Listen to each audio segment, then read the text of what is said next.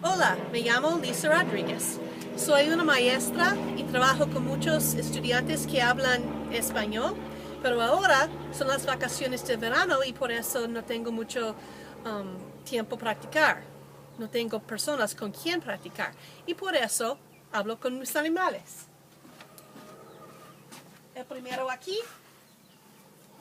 es el gato. Hola.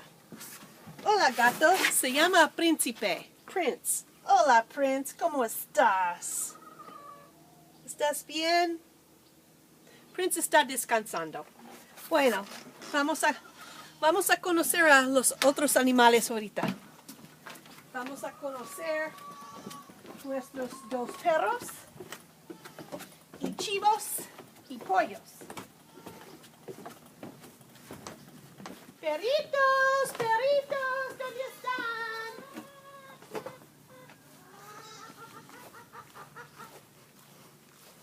Aquí están nuestros dos chivos bebés, solamente tienen 3 meses y por eso debemos alimentar a ellos con una botella, con leche, una vez en la mañana y una vez en la tarde. Siempre hacen nudos con uno y otro. Se llama Bam Bam, el de café y blanco, y Yoshi es negro y blanco. Y al fin, pues no. ¿Dónde están los perros? Yo no sé. ¡Relámpago! ¡Thunder! ¡Lucy! ¡Lucy! Aquí están las gallinas. ¡Hola, gallinas! Pueden escuchar que son bilingües.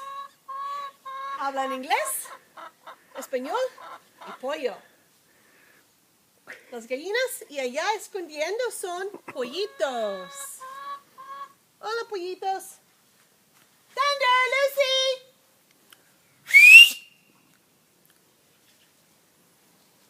Ah, aquí están. Lucy.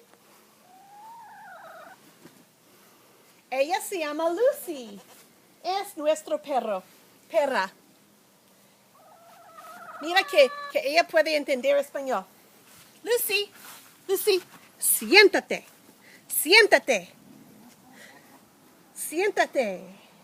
Ok. Relámpago, thunder. Siéntate. Muy bien. Y thunder, me gusta conocerte. Muy bien, él entiende español. Y son todos los animales con quien practico mi español. Gracias. Fin.